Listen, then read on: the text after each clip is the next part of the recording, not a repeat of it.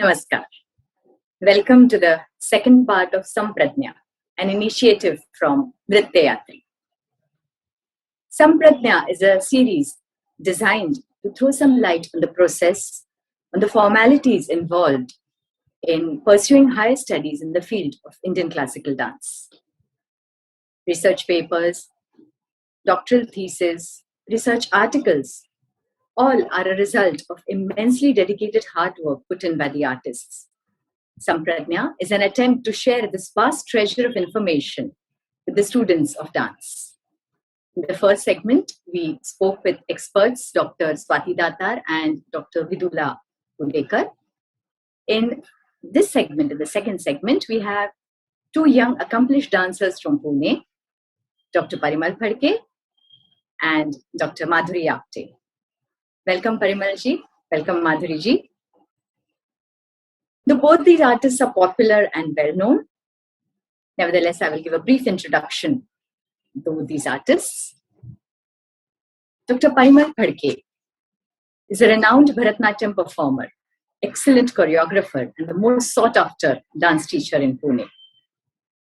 And now with the online classes, even other cities and from places abroad, students are waiting to learn from him. Dr. Parimal had his initial training from Guru Srimati Rama Shrikant, under whose guidance he performed his Arangetram at the age of 16. After relocating from Vadodara to Pune, Parimalji completed his masters in dance, for which he took training from Dr. Suchita Sapikar. Later, he started learning Bharatanatyam from Guru Dr. Jayashree Rajgopalanji. Parimalji has performed in almost all the cities in India in various dance festivals and given various performances in the United States, Europe, and other places abroad. An artist so talented, naturally he is a recipient of many awards and honors. Singar Mani, Guru Rohini Bhati Yuva Puraskar, Kalatirtha Puraskar, UGC NET and Junior Research Fellowship has been awarded to him. These are just few. Parimalji has trained a number of students who are good performers themselves. Dr. Madhuri Apte is the founder of Nritya Ved Kathak Samstha and is one of the most promising and versatile dancers in Pune.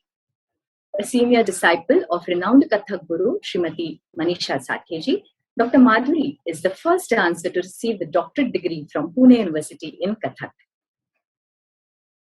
Dr. Madhuri has performed widely in India and abroad, winning accolades for her solo and performances with Guru Manisha Tai and her students. Madhuriji has been honored with many awards like Kalyani Karandak, Spikmake, and titles like Singar Mani. She has also been awarded the National Scholarship for Advanced Training from the Government of India.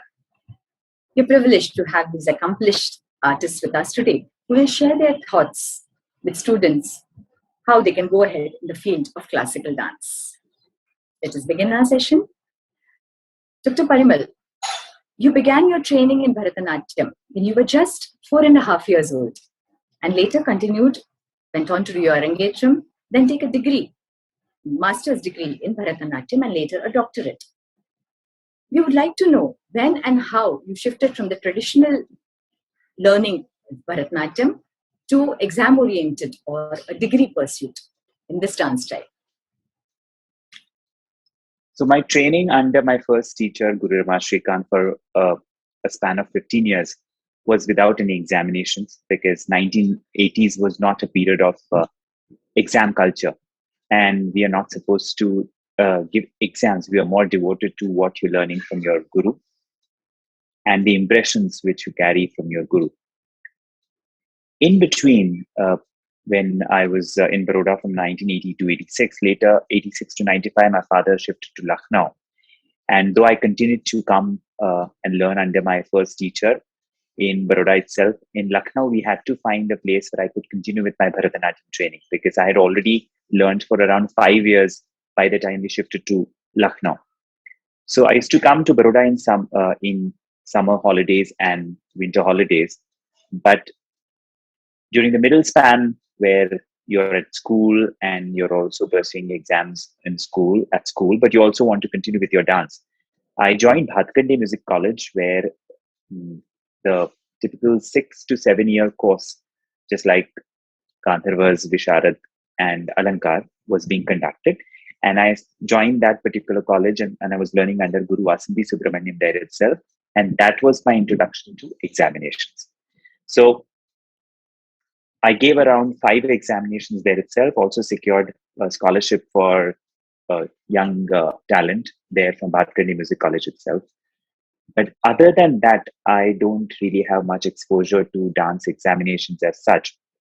But I think that is the same which applies to students today, because at the age of 7 or 8, they start giving examinations from Gandharva, and in other states, they have their own equivalent examinations. So that was the only period where I actually underwent the process of examination for dance. And I think it was very interesting because other than dancing and directly learning from Guru, from my first teacher, I was not exposed to notation. I was not exposed to general aptitude about Bharatanatyam and other classical dance forms, which happened due to examinations. So I do feel that probably examinations do not create a performer out of you, but they do create an aware student out of you. And you are far more aware of your cultural heritage, which I wouldn't have been aware if I would have just continued with the Gurukul method. So I think exposure to books, exposure to varied perspectives happens when you have to prepare for an examination, because you're answerable, you're accountable not to one person, but you're answerable to a big panel of examiners, and you have to articulate your thoughts in words. So the articulation in words also becomes very important in the process of examination, which otherwise, when you're a performer, it doesn't really matter. It is what your deha boli is matters more than your articulation through words. But in an examination, that's not the only thing. That's wonderful. Madhuri, तुमचं पण मला वाटतं कथकचं शिक्षण मनीषाताईंकडे पारंपरिकरित्याने सुरू झालं असेल. मग परीक्षांचा तिथे नृत्याच्या परीक्षा म्हणजे त्याचा हा संबंध कधी आला तुमचा, आणि तुमचे काय विचार आहेत की परीक्षा, जसं परिमलजी म्हणाले की अनेक फायदे आहेत, तर तुमच्या दृष्टीने तुम्हाला काय जाणवले ते फायदे?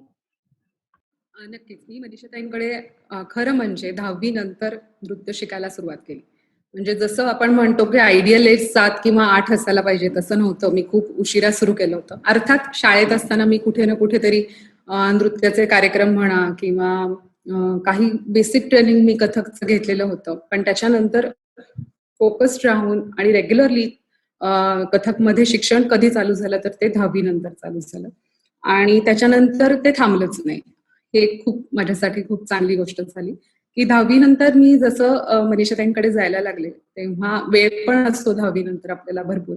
त्यामुळे मी पूर्ण वेळ ताईंकडे 4 ते 8, ताई जितक्या वेळ क्लासमध्ये असायच्या तितक्या वेळ तिथे थांबायचं आणि शिकायचं. सो खूप छान असं होतं की मी बिगिनर्सच्या बॅचेस छोट्या मुलींच्या, तर मी बरोबर शांभवीताई, पुष्पाताई, ज्या मुली मोठ्या मोठ्या ताया होत्या त्या समोर शिकत असायच्या आणि त्यांच्याबरोबर मी ताल पकडून उभी राहायचे रोज. सो बऱ्याचदा असं झालं की त्यांचं बघता बघता आपोआप तो बोल पाठ झालेला असायचा, लयीत सुटलेला असायचा. जेव्हा शिकायची वेळ आली तेव्हा तो पटकन शिकला जायचा. आणि आपण परीक्षा सगळ्या द्यायला लागले गांधर्व महाविद्यालयाच्या. प्रारंभिक, प्रवेशिका प्रथम, ज्या काही आपल्या सगळ्या परीक्षा आहेत त्या 1 वर्षांनी, बाकीच्या मुलींच्या समजा 1-1.5 वर्षांनी होत असतील, 2 वर्षांनी होत असतील, तर मी आधीच आणि पूर्ण वेळ तिथे थांबत असल्यामुळे मला पटपट परीक्षा देता आल्या. सो प्रारंभिकच्या परीक्षेनंतर लगेच 6 महिन्यांनी प्रवेशिका प्रथम, आणि तेव्हा आता एवढे नियम कडक नव्हते. तेव्हा देता यायची, जर पोर्शन कम्प्लीट झालेला असेल आणि गुरुचं रेकमेंडेशन असेल, तिची तयारी आहे असं गुरुंनी सांगितलं तर देता यायचं. अर्थात नंतरच्या परीक्षा नाही, पण सुरुवातीच्या काही परीक्षा. आणि मग त्याच्यानंतर मध्यमा प्रथम पूर्ण विशारदपर्यंत मी त्या परीक्षा दिल्या. आणि जसं जसं वरचं शिक्षण चालू झालं तसं तसं मी युनिव्हर्सिटीमध्ये सुद्धा ऍडमिशन घेतली.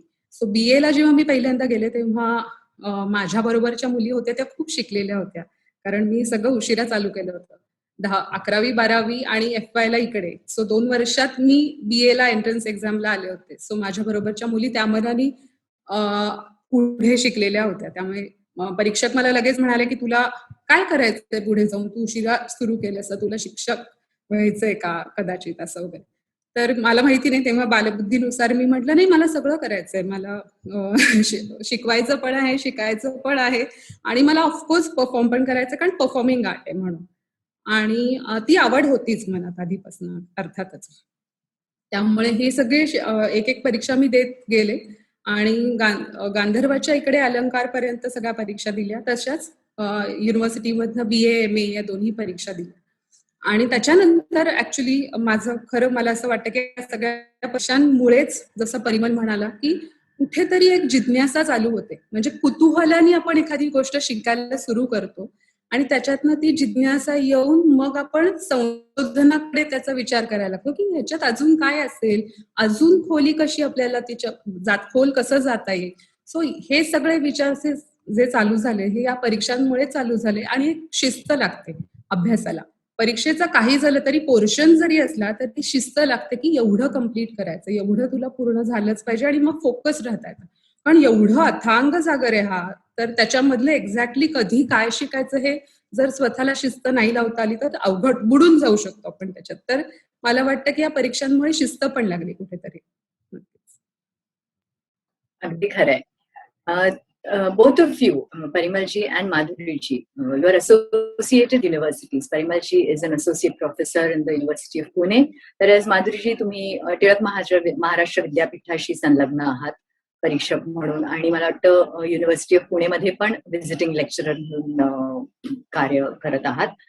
तर I would like to ask both of you की एक्झॅक्टली काय कोर्सेस किंवा ऑप्शन्स अवेलेबल आहेत युनिव्हर्सिटी लेवलला. म्हणजे आता समजा एखादा विद्यार्थी किंवा विद्यार्थिनी बेसिक 6-7 वर्ष शिकले, बाकीच्या म्हणजे जे ग्रॅज्युएशनच्या परीक्षा असतात म्हणजे भातखंडे म्हणा किंवा आपल्या गांधर्वच्या त्या दिल्या किंवा नाही दिल्या, पण त्यांना युनिव्हर्सिटीमध्ये जर काही करायचं असेल तर ग्रॅज्युएशन असतं, पोस्ट ग्रॅज्युएशन, डिप्लोमा, असे काय ऑप्शन्स त्यांना अवेलेबल आहेत? Parimalji, could you shed some light on this topic? Right. तर गेले काही वर्ष थोडेसे आता एलिजिबिलिटीचे रूल्स बदललेले आहेत. आता पुणे विद्यापीठात बॅचलर्ससाठी काही एक विशिष्ट परीक्षांची एलिजिबिलिटी ठेवलेली आहे. सो सध्या तरी पुणे विद्यापीठाने प्रवेशिका पूर्ण आणि इक्वॅलंट, दुसऱ्या स्टेट्समध्ये इक्वॅलंट त्याची काही असेल परीक्षा तर ती बॅचलर्ससाठी आणि विशारद पूर्ण ही आणि त्याची काही इक्वॅलंट असेल ती मास्टर्ससाठी. और तुमचं समजा मास्टर्सला डायरेक्टली यायचं असेल तर तुम्हाला बॅचलर्स नाट्यम और कथक एक्सटर्नल तुम्ही कुठल्या वेगळ्या विद्यापीठातून केलं असेल तर मग ते तरी असायचे.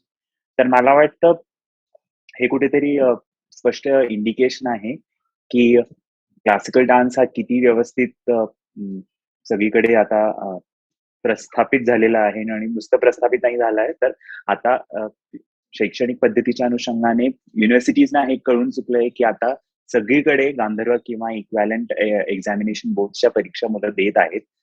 महाराष्ट्र बोर्डच्या निगडीत तर त्यांनी ती मला वाटतं सवलत पण दिलेली की तुम्ही समजा गांधर्व किंवा इक्वॅलंट अशी कुठली परीक्षा दिलेली असेल तर तुम्हाला काही विशिष्ट टक्क्यांची ऍडिशन तुम्हाला 10वीच्या नंतर मला वाटतं मिळते.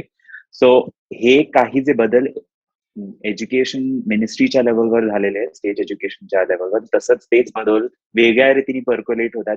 मला वाटतं विद्यापीठांच्या कडून त्यांना कळतंय की ओके म्हणजे आता एलिजिबिलिटी ही जास्ती क्वालिटी ओरिएंटेड करायला पाहिजे आणि म्हणून ऑटोमॅटिकली हे एक्झामिनेशन आता एलिजिबिलिटी क्रायटेरियासाठी खूप महत्वपूर्ण ठरत आहेत. तर मला वाटतं तुम्हाला समजा ललित कला केंद्र पुणे विद्यापीठात BA किंवा MA परस्यू करायचं असेल तर त्याच्यासाठी गांधर्व किंवा इक्वॅलंट तुमच्या इथे जो एक्झामिनेशन बोर्ड आहे, सर्टिफाईड एक्झामिनेशन बोर्ड, त्याच्यात तुम्ही त्या विशिष्ट परीक्षा देणं अपेक्षित आहे. आणि नुसतं ललित कला केंद्र नाही तर इतर ठिकाणी पण तुम्ही बॅचलर्स आणि मास्टर्स परस्यू करू शकता. माधुरी भारती विद्यापीठात पण शिकवते आणि मुंबईत तुम्हाला नालंदा हे खूपच मोठं कॉलेज आहे जिथे कित्येक वर्ष बॅचलर्स इन भरतनाट्यम, मोहिनीअट्टम आणि माझ्या मते कथक सुद्धा याचंही शिक्षण दिलं जातं. तर साधारण प्रत्येक विद्यार्थीला जेव्हा करिअर ऑप्शन म्हणून चूज करायचा असेल आणि तो विचार करत असेल तर त्यांनी ही गोष्ट चेक करावी की त्या पर्टिक्युलर युनिव्हर्सिटीचा एलिजिबिलिटी क्रायटेरिया काय. कारण की असंही होण्याची शक्यता आहे की दक्षिणेत कलाक्षेत्राचा एलिजिबिलिटी क्रायटेरिया वेगळा असू शकतो. Sarojini Naidu institute of performing arts जो हैदराबादमध्ये, त्याचा क्रायटेरिया वेगळा असू शकतो. उत्तरेत जे कॉलेजेस आहेत, मला वाटतं भातखंडे म्युझिक कॉलेज ही आता डीम्ड युनिव्हर्सिटी आहे, त्याचा क्रायटेरिया वेगळा असू शकतो. जयपूरमध्ये जे कॉलेज आहे त्याचा क्रायटेरिया वेगळा असू शकतो. मला वाटतं प्रत्येक स्टुडंटनी हे चेक करावं ग्रॅज्युएशन किंवा पोस्ट ग्रॅज्युएशनसाठी अप्लाय करण्याच्या आधी. आणि जेव्हा मी आधी म्हणतो तेव्हा मला असं वाटतं की ते 1 वर्ष आधी चेक करायला पाहिजे, 1-2 वर्ष आधी. कारण की सडनली तुम्हाला ती परीक्षा 1 वर्षात देता येत नाही. तर ह्याचा अर्थ असा की थोडासा जसं की इंजिनिअरिंग किंवा मेडिकलसाठी 9वी-10वी पासूनच तो टार्गेट ठेवून ते करायला लागतात, तसंच तुम्हाला बॅचलर्स आणि मास्टर्ससाठी 9वी-8वी पासूनच त्या बाबतीत थोडंसं जागरूक राहण्याची अपेक्षा आहे.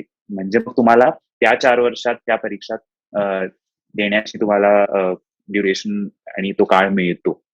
तर हे करिअर ऑप्शन्स आमच्या डिपार्टमेंटमध्ये आहे आणि ऑफकोर्स पुढे जाऊन पीएचडी परस्यू करण्याचे ऑप्शन्स आहेत. पण त्याच्या आधी मला वाटतं की मास्टर्स नंतर स्टुडंट्सनी युजीसीची नेट परीक्षा दिली तर पीएचडीचा प्रवास एलिजिबिलिटीच्या दृष्टिकोनातून जास्ती सुखकर आणि सोयीस्कर होतो. माधुरी. परिमलनी बऱ्याच गोष्टी सांगितल्याच आहेत, त्या तर नक्की आहेतच. मला वाटतं जे परिमल शेवटी म्हणाला की ते खूप महत्वाचं आहे की 2 वर्ष आधी तरी हे पालकांनी आणि विद्यार्थ्यांनी ठरवून घेतलं पाहिजे आणि तसं आपापल्या गुरुशी येऊन बोललं पण पाहिजे.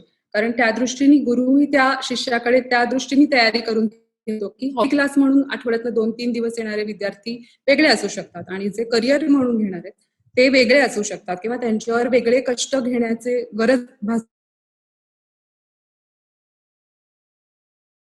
त्या जणांशी ते बोलावं. याच्या व्यतिरिक्त कथक मधलं अजून एक ठिकाणी जिथे आपण पीएचडी आता करू शकतो ते श्री श्री रविशंकर विद्यापीठ. तिथनंही आता कथकमध्ये पीएचडी करता येते, जिथे डॉक्टर पुरू दधीची आणि विभा दधीची आधी गुरुजन आहेत. सो तिथेही एक सुविधा ही उपलब्ध आहे.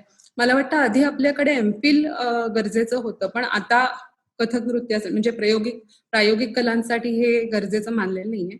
पण एंट्रन्स एक्झाम मात्र पीएचडी साठी आता आहेत, ज्या आपल्याला द्यावे लागतात. तर त्या दृष्टीने सुद्धा थेअरीच्या दृष्टीने काय अभ्यास करायला पाहिजे आणि प्रॅक्टिकलच्या दृष्टीने, कारण अर्थात हे संशोधनात्मक शिक्षण असणार आहे. बीए एमए पर्यंत आपण बघतो की दिलेला एक अभ्यासक्रम असतो, त्याच्यावर प्रश्न दिलेले असतात, त्याची उत्तरं तयार करतो आणि आपण उत्तर त्याचं देतो परीक्षेमध्ये. पण मला वाटतं पीएचडी सारखे संशोधनात्मक जिथे मार्ग चालू होतात तिथे तुम्हीच विषय निवडायचा, तुम्हीच प्रश्न विचारायचे आणि तुम्हीच उत्तरं द्यायची. तर हा एक मोठा टप्पा गाठायला लागतो. त्यामुळे त्या दृष्टीने हे विचार आणि अभ्यास किंवा मनाची आणि शरीराची घडण गरजेची आहे. अगदी बरोबर. तर हा जो संशोधनात्मक अभ्यास आहे, तुम्ही म्हणता की पीएचडीच्या लेवलला after graduation and post graduation it is a major shift. So how does one prepare for it? म्हणजे नुसतं वाचन करायचं किंवा नुसतं बघायचं किंवा फोकस्ड वाचन करायचं, and what do you do after reading so much of material? How do you arrive at, okay, this is the topic I want to take? What should be the validity of the topic? And then how do you prepare to, approach that topic? Could you Right. elaborate, Dr. Parimal? Yeah. So one of the very important things is that in a master's final year, mostly in most of the colleges and departments, masters and brands in the final year, they have a master's final thesis. And this master's final thesis or dissertation is basically to test your research skills. So mala vattı तिथे it's the your seed of research actually gets sowed. So तिथे त्यावेळेला त्या विद्यार्थ्यांनी समजा पुढे जाऊन PhD करण्याचा मानस असेल तर त्या बाबतीत खूप काळजी घेतली पाहिजे की तो जो मास्टर्स डिझर्टेशन आहे आणि तो थिसिस आहे तो तितक्यात सिरियसली घेतला पाहिजे. बरेच वेळेला असं होतं की मास्टर्स पर्यंत स्टुडंट्सना ह्याचा काही अंदाज नसतो की त्यांना पुढे पीएचडी करायचं आणि सडनली मास्टर्स झाल्यानंतर एकदम त्यांना पीएचडी करायचं वाटतं. मला असं वाटतं तिथे थोडंसं खूप मी म्हणेन की चॅलेंजिंग होऊन जातं. ते का चॅलेंजिंग होऊन जातं? कारण की हे रिसर्चचे जे टप्पे आहेत आणि रिसर्चचं ओरिएंटेशन आहे ते बऱ्यापैकी या मास्टर्स डिझर्टेशनच्या वेळेलाच तुमची ट्रेनिंग आणि तयारी होते. आणि ते होत असताना एक पूर्ण तुम्हाला 1 वर्ष मिळत असतं वाचन करण्यासाठी, तुम्हाला इंट्रोस्पेक्ट करण्यासाठी की नक्की तुम्ही कुठे स्टँड करताय, तुम्हाला डेटा कलेक्शनची आवड आहे का नाही, तुम्हाला वाचनाची आवड आहे का नाही, आणि त्याच्या पलीकडे तुम्हाला अॅनालिटिकल स्किल्स, विश्लेषणात्मक तुमचे पद्धती आणि तुमचे गुण आहेत का नाही तुमच्यात. तर कारण की ultimately research is about analysis, it's not just about data collection. तर हे जे टप्पे आहेत ते मी एका मायक्रो लेवलवर डिझर्टेशनवर झालेले असतात आणि तुम्हाला मग एका मॅक्रो लेवलवर म्हणजे सूक्ष्म स्तरावर ते ऑलरेडी झालेलं असतं आणि मग स्थूल स्तरावर तुम्हाला पीएचडीच्या वेळेला ते गाठावं लागतं, कारण की त्याचं ड्युरेशन, त्याचा स्कोप, त्याचा आवाका हे सगळाच मोठा होऊन जातो. तर मला असं वाटतं की जे स्टुडंट मास्टर्स करत आहेत त्यांनी पहिल्याच वर्षात साधारण वाचन अशा रीतीने करायला पाहिजे की त्यांना रिसर्च त्यांच्या एमए थीसिस साठी एक they can establish the MA thesis as a base and foundation for their PhD. आणि म्हणून मी दरवेळेला स्टुडंट्सना ऍडवाइस करत असतो की तुम्हाला समजा पीएचडी खरंच सिरियसली करायचं असेल तर your dissertation is the make or break. If you have clearly done a very good job in your dissertation, it is going to be a far better, I should say, journey during your PhD registration. आणि वाचनाच्या बाबतीत पण अजून एक गोष्ट असं मला वाटतं, अशी मला वाटते की वाचन हे गोल ओरिएंटेड न ठेवता वाचन करत राहणे फार गरज आहे. असं बरेच वेळेला होतं की आता मला पीएचडी करायची, आता मी वाचायला पाहिजे, तसं होत नाही. If reading is something which you have been cultivating over a longer period of time, all that reading actually comes to full use during your master's dissertation आणि eventually when you decide to go for PhD. So बऱ्याच वेळेला मला असं दिसतं की suddenly मुलं वाचायला सुरुवात करतात पण ते त्यांना झेपत नाही कारण की त्यांना वाचनाची सवयच नसते. सो इथे ती तफावत दिसून येते थोडी की तुम्ही पीएचडी किंवा मास्टर्स डिझर्टेशनला गोल ओरिएंटेड तुम्ही ठेवलं तर मग it is going to be very challenging for you. पण तुम्ही ते प्रोसेस ओरिएंटेड ठेवलं तर मग तुम्हाला ती जर्नी एन्जॉय पण होते, तुम्हाला तो अनालिटिकल प्रोसेस पण तुम्ही एन्जॉय कराल. कारण की बरेच वेळेला अशी होण्याची शक्यता आहे की तुम्ही जे तुम्हाला वाटतंय की या हायपोथेसिस प्रमाणे असं जाणार आहे, इथपर्यंत पोहोचणार आहे, त्याच्या ऍब्सोल्युटली ऑपोजिट डेटा तुम्हाला मिळत जातो आणि तुम्हाला लक्षात येते की मी काहीतरी वेगळाच विचार करत होतो पण ऍक्च्युली काहीतरी वेगळं आहे. सो ही जर्नी पण अप्रिशिएट करता यायला पाहिजे तुम्हाला की अरे हो मे बी असं नाही, मग I have to change my perspective towards looking at my hypothesis, I have to change hypothesis. So मला वाटतं इथे थोडासा प्रोसेस ओरिएंटेड कामाकडे लक्ष स्वतःच ठेवणं आणि हे पण लक्ष ठेवणं की दिस इज जस्ट स्टेप 1 आणि मग for step 2 it is going to go bigger and much more, I should say, tough आणि तुमचा कस लागणार आहे प्रत्येक बाबतीत. तर म्हणून हे खूप सजग राहायला पाहिजे. म्हणून मला थोडंसं हास्यास्पद होतं कधी कधी, कारण की एमए झाल्यानंतर मुलं कधी कधी फोन करतात आणि विचारतात की तुम्ही आम्हाला पीएचडीचा टॉपिक सजेस्ट करा. आणि हा थोडासा ट्रिकी मोमेंट असतो कारण पीएचडीचा टॉपिक असं सजेस्ट करता येत नाही. का सजेस्ट करता येत नाही? कारण की ultimately it is you who is going to be doing that research. So तुमचं ऍप्टिट्यूड काय आहे, तुमचं टेम्परमेंट काय आहे, या सगळ्याप्रमाणे तुमचा टॉपिक ठरत असतो. It's not just because there is some topic which lands on your table and says okay आता मी त्याच्यावर करणार आहे. So I think here is where there is a very important hint that if you have to search for a topic, then wait. You don't go for your PhD right now. It should organically emanate in your brain. असं तर topic समोरून येऊन बसत नाही तुमच्या समोर. आणि त्याच्यासाठी मला वाटतं academia.edu सारखे रिसोर्सेस खूप चांगले आहेत कारण की त्याच्यात जगभरातले परफॉर्मिंग आर्ट्स आणि इंटरडिसिप्लिनरी परफॉर्मिंग आर्ट्स शी निगडीत भरपूर रिसर्च पेपर्स अपलोड करतायत. पूर्ण अकॅडमिक कम्युनिटी त्याच्यावर अपलोड करतेय. JSTOR किंवा असेही जर्नल्स आहेत पण त्याचा ऍक्सेस सगळ्यांना मिळू शकत नाही. academia.edu चा ऍक्सेस सगळ्यांना मिळू शकतो, विद्यार्थ्यांनाही मिळू शकतो. युनिव्हर्सिटीचे विद्यार्थी आहेत त्यांना ऍक्सेस JSTORचे जर्नल्सना मिळू शकतो. सो हे जे वाचन आहे ते रोज 1 तास, जसं की 1 तास किमान 1 तास रियाज असतो, नृत्याचा तसाच किमान 1 तास वाचन हे पण तितकंच गरजेचं आहे. कारण की मग 1-1.5-2 वर्ष तुम्ही सगळं इतकं वाचायला लागलात की मग हळूहळू तुम्हाला कळायला लागेल की तुमचा कल कुठे आहे, तुम्हाला काय वाटतं, तुमचा दृष्टिकोन कुठे आहे, आणि मग हळूहळू तुम्हाला इतर ठिकाणी काय रिसर्च चालू आहे आणि मग कुठल्या एरियात खरंच आपल्याला इंटरेस्ट आहे जिथे रिसर्च नाही झालेला आहे, त्याप्रमाणे होत असतं. माधुरीला आय एम शुअर ऍड करायचं असेल. नक्कीच परिमल, तू म्हटलास तसं खूप आधीपासनं ते मनात ठरवायला लागतं किंवा एक माणसाची प्रवृत्ती आपल्याला दिसायला लागते की हा माणूस हा जरा चिकित्सक आहे, तर असं ते थोडंसं चिकित्सकपणा असणं त्या माणसामध्ये गरजेचं आहे असं मला वाटतं कुठेतरी. आणि जेव्हा आपण ठरवतो की आता मला PhD पुढे करायची आहे किंवा काय, तेव्हा मला वाटतं की खरं म्हणजे MA तुम्ही झालात, पण तुमच्या क्षेत्रातलं सगळं मूलभूत ज्ञान तुमच्याकडे आहे का? त्यातल्या सगळ्या समस्या किंवा अडचणी तुम्हाला माहिती आहेत का, की जेणेकरून तुम्हाला तुमचा विषय तिथनं कुठेतरी काहीतरी सुचवू शकतो. सो तुम्हाला त्या सगळ्या गोष्टी वाचनामध्ये तुमच्या असणं किंवा थोडेसे डोळे उघडे ठेवून ते वाचन करणं. आणि मला एक जे आपल्याला रिसर्च मेथोडॉलॉजीच्या वेळेला सरांनी, मिलिंद मालशे सर येत होते युनिव्हर्सिटीत, तेव्हा मी लेक्चर्स त्यांचे अटेंड केले, तेव्हा ते म्हणायचे की जेव्हा तुम्ही वाचन करता तेव्हा त्याच्याबरोबर तुम्ही टिप्पण पण करून ठेवा. सो कुठे, कारण इतकं जर तुम्ही वाचणार आहात तर तुमचं कम्प्युटर माइंड नाहीये, तुम्ही इतकं नाही ठेवू शकत कितीही झालं तर.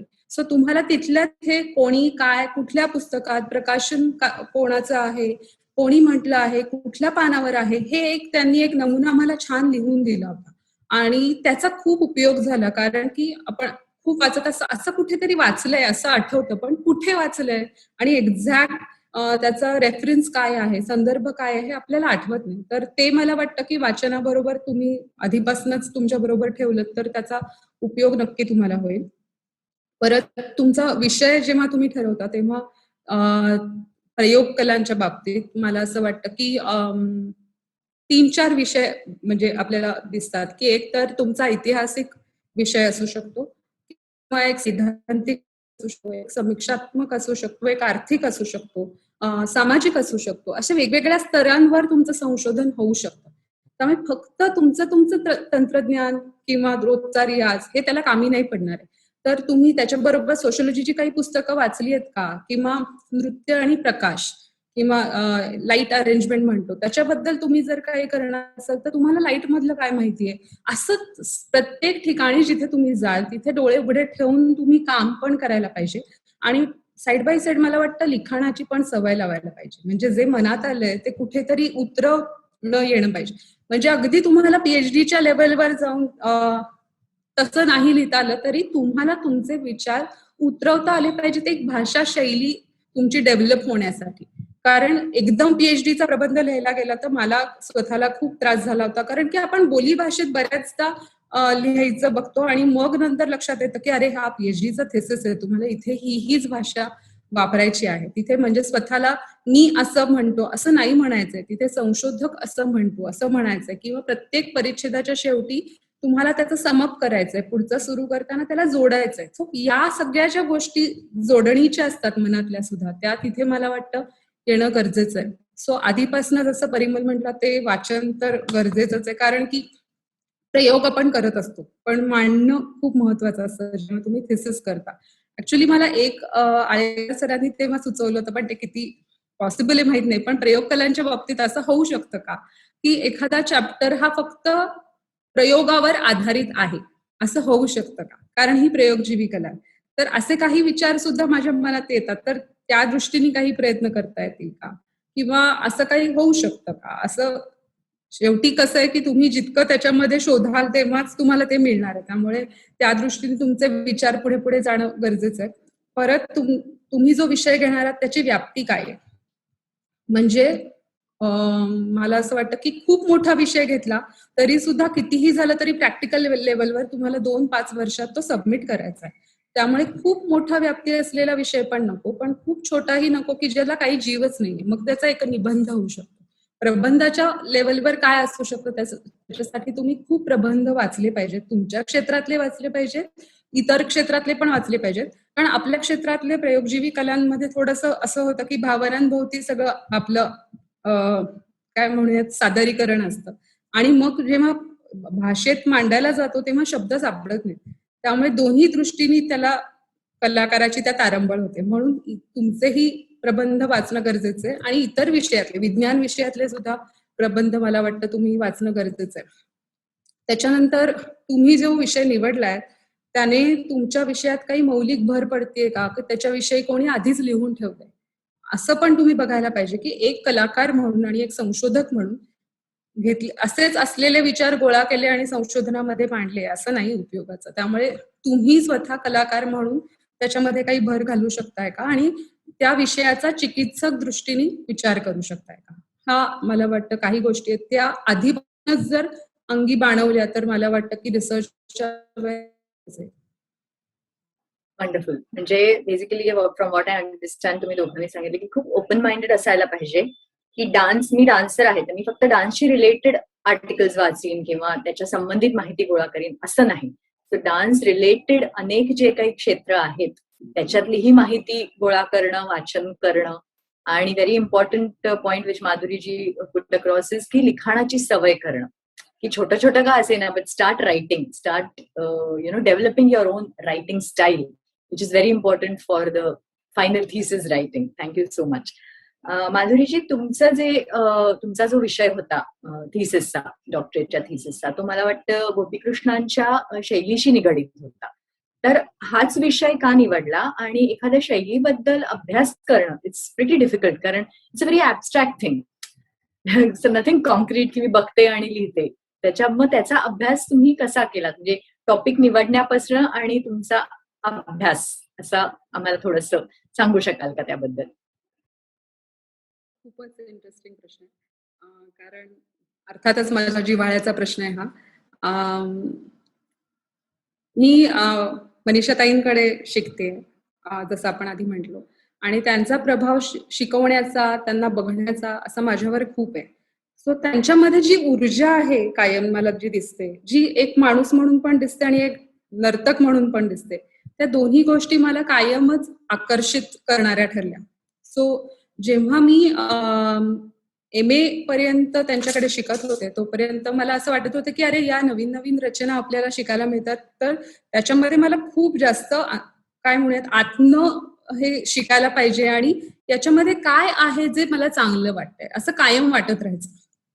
सो जसं मी सुरुवातीला म्हणाले की कुतूहलातूनच हा विषय मिळाला आणि त्यातनं जिज्ञासा मिळाली की अरे हे अजून जिज्ञासा वाढली की हे अजून शिकून घ्यायला पाहिजे. 2001 मध्ये तू म्हटलीस तसं मला सेंट्रल गव्हर्नमेंटची स्कॉलरशिप मिळाली आणि त्याच्यामध्ये मी 2 वर्ष गोपीजींच्या रचना शिकण्याचं ताईंकडनं ठरवलं आणि त्याच्यामध्ये खूप रचना अजून मला खास गोपीजींच्या आहेत, थाळी नृत्य, जटायू मोक्ष या शिकायला मिळाल्या.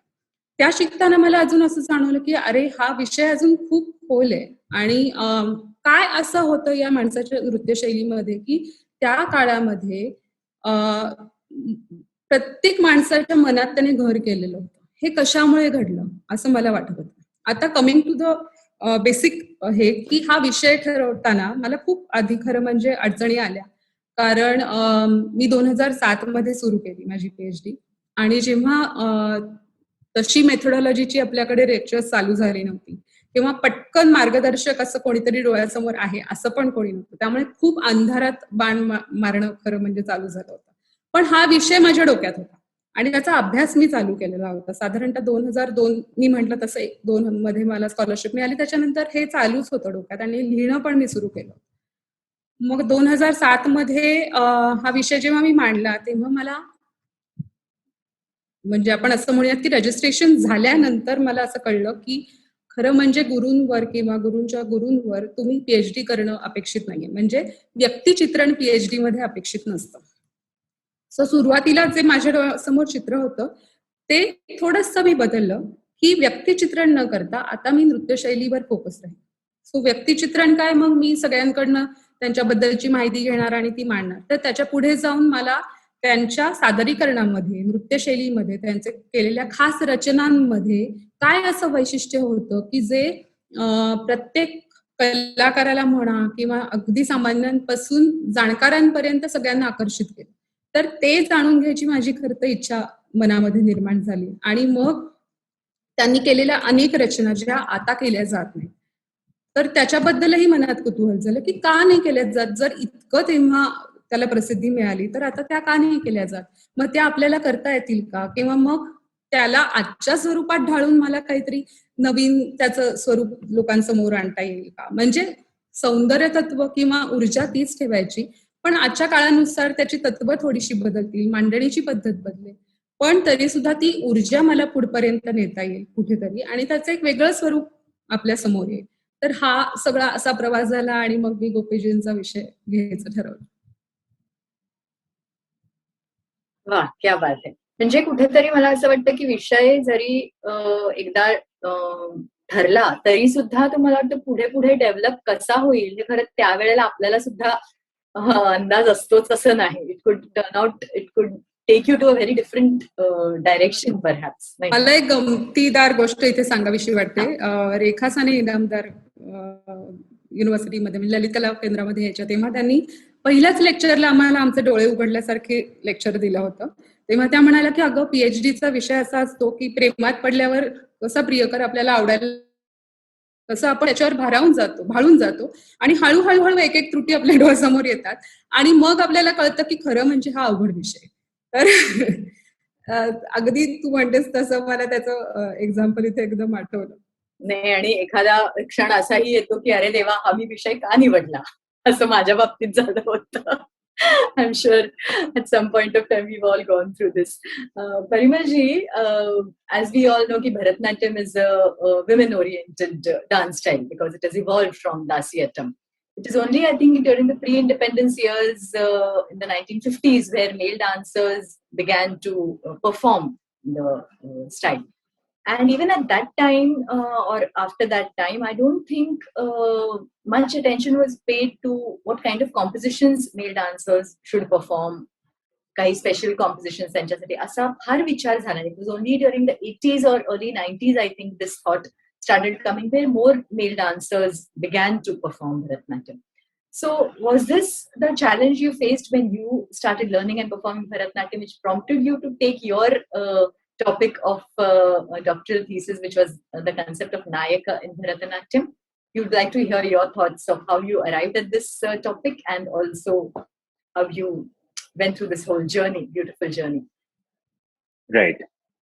So the turning point was during my Arangetram, because during my Arangetram, which was in 96, under my Guru Rama Shrikant, that I was continuously learning Tanjore quartet compositions under her. Which were taught to her by her gurus. And all through that process, when the point of Arangetram came, I realized that she was desperately searching for a male voice which could be expressed in the compositions of the Margam. Because my repertoire was, I started with Khanda Pushpanjali, then Tanjore quartet Saveri Jatiswaram, then Ananda Natamaduvar Tillai, Kirtanam, followed by Tanjore quartet Varnam, which was Manavi, which is basically a Naika oriented Varnam. But it is interpreted as a devotee's call towards God, call to God. Then she chose two compositions. One was Vibhishana's call to Rama for shelter from Ramanatakam, and then Priya Charushila Ashtapati from Geeta Govinda. But all through that journey, I realized that probably there weren't many compositions with the male expressing his own emotions. And that was the trigger for my research. So basically, the thought had already been sown, but I didn't know that this was materialized into a PhD. So in Masters, what I did was I focused on assignments which were around the Naika to understand the concept of Naika first, because the training which I received for the 15 years from Kalakshetra, it was not a very Naika oriented kind of a training, because the Kalakshetra methodology itself had changed the whole repertoire in a way that they brought in more bhakti and slightly reduced the content of Shringaram. So under my first teacher, we didn't really explore too much of Shringaram. We were more exploring the bhakti-oriented compositions, or compositions which would bring out the masculinity and the vigor aspect of the male dancing. But I realized that that is also an area which I had to work on, and that was the point why I wanted to do my master's under Suchita Tai, because Suchita Tai's thought process behind Nayika and dissection of that whole concept of Nayika is very well informed. It has a lot of insights. But तेवढाच विचार होता, मी काय त्याचा पुढचा विचार करत नव्हतो. Masters डिझर्टेशनचा विजय माझा एकदम वेगळा होता, आणि तो होता कन्सेप्ट ऑफ आंगिकैन Bharatanatyam from Bharat's time still now, which was the starting point for me to learn Bharatanatyam, because I was going through how the whole span of Angika changed. पण हे करत असताना मला जाणवलं की पुरुष नर्तकांना पुढे यायचं असेल, आणि शिक्षणाच्या स्तरावर असो किंवा मला वाटतं रंगमंच आविष्कार किंवा रंगमंच प्रस्तुतीचा मुद्दा असो, तर तिथे मेल ओरिएंटेड कॉम्पोजिशन्स करणं गरजेचं आहे, कारण की perception of society depends upon a lot on how the male is being perceived. And if the male expresses one's own gender, that the audience doesn't feel repelled. But the moment the male gets into the whole dichotomy of either playing the Nayika and then justifying it by saying that this is Atma Parmata, then all the problems start from there. And मला वाटतं, I could be wrong, but my study says that this perception can only change if males start representing their own gender. If they keep on doing traditional compositions with the Nayika, then again audience is going to say, ha, म्हणजे classical dance मध्ये असंच असतं, पुरुषांना स्त्रियांच्याच रचना करायच्या असतात, they have to play female roles. So I think that was my perspective. So I'm not just bringing in here the context of an area which has not been expressed, but I'm also bringing in a societal perspective of how this research can help in changing the societal perception towards males performing in the Indian classical dance repertoire or genre. That was my start. पण as Madhuri said, की आम्ही जेव्हा masters pass out करत होतो त्यावेळेला ज्या प्रकारची परिस्थिती होती ती इतकी दयनीय होती की मला JRF मिळवून सुद्धा मला ती अवेल करता आली नाही, कारण की त्यावेळेला परफॉर्मिंग आर्ट्स डिपार्टमेंट मध्ये ती फॅसिलिटीज, ती प्रोसेसच तयार केली गेली नव्हती की आम्ही कशी ती ऍक्सेस करायची. So I have a very I have a very sort of a sad story, because I registered for my PhD immediately after the masters of after 2 years, but I gave it up, कारण की मला लक्षात आलं की I cannot access my fellowship. आणि being from Maharashtrian families, the whole concept of dignity is very important. की नाही, आई वडिलांकडून काही पैसे घेणार नाही PhD करण्यासाठी, मैं खुद का पैसा कमाऊंगा और फिर वो इन्वेस्ट करूंगा. So there came a point where I gave up my PhD. I said, okay, this is not working out. हे मला fellowship access करता येत नाही आहे. So see, this is also an emotional struggle. असं नसतं की it is just a academic struggle. There is a parallel emotional struggle also happening. आणि म्हणून I took a break. I went for my Xavier's in television production course. मग आल्यानंतर अशा काही घटना घडल्या की things changed and I came back to research. पण 2003 साली, under the mentorship of Smita Tai, I did my first repertoire in the concept of Nayika, Guru Smita Mahajan, who is a composer herself and a choreographer herself. So मला स्मिता ताईच्या खाली ह्याचा अभ्यास करताना मला जाणवलं की okay, to write your own poetry is also skill which you need to develop, because मला सगळ्या रचना काही अशा अवेलेबल होणार नाहीये, कारण की नाहीच आहेत. That is a fact. So जे माधुरी म्हणाली मगाशी की तुम्हाला असा एरिया स्पॉट करता यायला पाहिजे ज्याच्यात फार भाष्य झालेलं नाहीये, ज्याचा कॉन्टेंट फार नाहीये, आणि तुम्हाला काय त्याच्यातनं मांडता येईल की जे त्या परंपरेला किंवा त्या फील्डला काहीतरी ऍड करेल आणि changes the perspective of looking at that particular area. आणि दुसरा जो मुद्दा माधुरी म्हणाली जो फार महत्वपूर्ण होता की can performance be a part of research. माझ्या चौथ्या चॅप्टरचा पार्ट हा पूर्णपणे परफॉर्मन्स ओरिएंटेड आहे, कारण की while I create a full classification tree of Nayaka, I am giving examples of each of those classifications. So मी काव्य रचून घेतलेलं आहे, मी स्वतः काही रचलेलं आहे, तमिळ, मराठी आणि हिंदीमध्ये असं ते काव्य आहे. आणि त्याची काही एक सॅम्पल उदाहरणं, एक 10 उदाहरणं व्हिडिओ करून त्याला अटॅच केलं गेलेलं आहे. So this means that performance can also be a part of your research. पण जे माधुरी म्हणत होती मगाशी, की performance is not research. Ultimately, your theorization and your articulation of what you are trying to establish through the concept is the research. So, या journey मध्ये one thing which came in very handy by God's grace is भंडार फिरू. आणि luckily पुण्यासारख्या ठिकाणी direct next door neighbour असं म्हणायला हरकत नाहीये. नुसतं 5 मिनिटं गेले की लॉ कॉलेज रोडवर भांडारकर इन्स्टिट्यूट आहे. तर माझा संपर्क या मध्ययुगीन ग्रंथांशी खूप आला. तो अभ्यास करायला मिळाला कारण की भांडारकर इन्स्टिट्यूट इथे आहे म्हणून. त्या काही आपल्या इंटरनेटवर ग्रंथ उपलब्ध नसत, जे आता मुलांना इतके इझिली अवेलेबल आहे. आम्हाला लायब्ररीत जाऊनच शोधायला लागायचं. सो त्याचा सगळा पाया हा डेटा कलेक्शन पासून सुरुवात झाला, की काय झालेलं आहे. मग कारण की मी तमिळ शिकलेलो आहे, मला ऍक्सेस टू तमिळ आणि Telugu composition became very easy. So तिथून मला डेटा कलेक्ट करता आला, की कुठल्या खरंच रचना झालेल्या आहेत का नाही झालेल्या आहेत. आता खूप इंटरेस्टिंग गोष्ट आहे, की त्या काही अवेलेबल जी पुस्तकं होती त्याच्यात एक 18 क्षेत्राची पदं जी आहेत, नायक पद, ते सोडून कुठेही काही मिळालेलं नव्हतं. आणि 1-2 जावडी. Over a period of time, गेल्या 3 वर्षात साऊथमध्ये असे पब्लिकेशन झालेत, की त्याच्यात सडनली आपल्याला अजून पारंपरिक रचनांमध्ये 4 जावडी अजून दिसत आहेत, 4 पदं अजून दिसत आहेत. So research is also something which is very fluid in nature असं मला वाटतं, की आता माझा रिसर्च झाला, मला डॉक्टरेट मिळाली, संपलं असं होत नाही. त्याच्यानंतर परत तुम्हाला परत you have to correct yourself, की ओके आता हे अवेलेबल झालेलं आहे नाव. म्हणजे त्यावेळेच्या फील्ड वर्क मध्ये ते नव्हतं आणि आता ते सडनली आपल्याला नवीन स्टडीमध्ये ते दिसायला लागलेलं आहे. So you have to again change your perspective and say की okay now this is what is available and this is what we can come to conclusion. So मला वाटतंय की त्या बाबतीत रिसर्चच्या जर्नीमध्ये हे बरेच वेळेला घडत होतं, की मला काहीतरी वाटायचं, then I would discuss with my guide and I would come back and say की नो, हे आता मला वाटत नाही, I have to correct it again. So हे बॅक अँड फोर्थ जाण्याची तयारी पाहिजे, तो पेशन्स पाहिजे. कारण की बरेच वेळेला आपण एका ठराविक निष्कर्षाकडे जातो आणि मग you discuss with your guide and your guide poses 5 questions and you keep on thinking maybe I should again rework.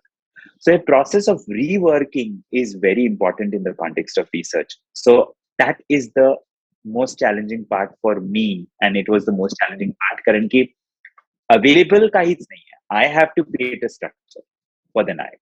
If I have to create a structure for the नायक, त्या सगळ्या medieval टेक्स्ट मध्ये नायिकाचं exploration कसं झालेलं आहे, and then is it possible to create a parallel structure, आणि मग ते parallel structure create करताना ते खरंच व्हॅलिड होईल का नाही. मग व्हॅलिडेशन लिटरेचर मधून मिळण्यासाठी तुम्हाला लिटरेचरमध्ये असे काही ठराविक व्याख्या किंवा उदाहरणं शोधावी लागतात, की नाही हे इंडिकेशन मिळतात की हे व्हॅलिड होतं. उदाहरणार्थ रुद्रटच्या शृंगार तिलक मध्ये आय स्टंबल्ड अपॉन अ विडोअर, एक असे वर्सेस आहेत जिथे तो प्रियकर किंवा पती स्वतःच्या मृत पत्नीकडे बघतोय आणि तो बघून तिचं वर्णन करतोय, ही माझी अशी मृत पत्नी कशी पडलेली आहे, which is and this has been put under विप्रलंब शृंगार